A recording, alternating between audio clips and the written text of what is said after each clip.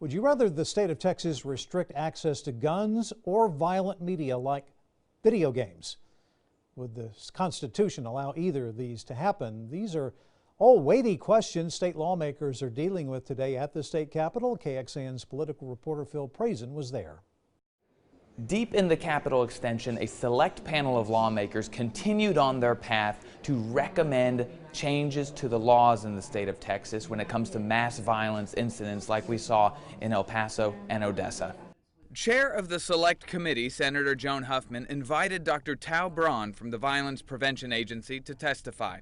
His message: restricting gun access won't stop larger societal trends and factors like video games. A personal choice that for a lot of people find entertaining, and then we have to ask, is that appropriate entertainment for everyone? He says negative effects from gaming should be watched by social workers and therapists in the school system, state services, and private sector.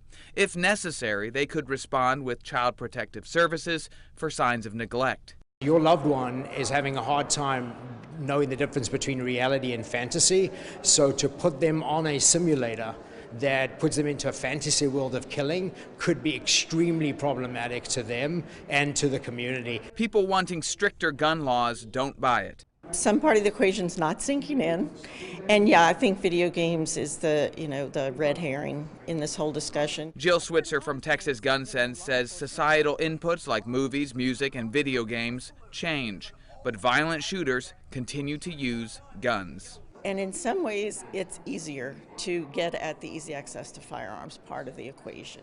Lawmakers could turn these ideas into law beginning in 2021. Phil Prazan, KXAN News. Last October, researchers at the National Academy of Science looked at 24 studies on violence linked to video games and found they do trigger a small increase in physical aggression among adolescents and pre-teenagers. In May, the World Health Organization officially recognized video game addiction as a mental health disorder. They also recognized gaming disorder.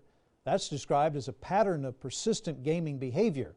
That's when people have trouble controlling how long they game, how often, and how to stop prioritizing it over other interests or daily activities. And lastly, it can manifest as escalation of gaming despite negative consequences it may have on personal, social, or education aspects of life.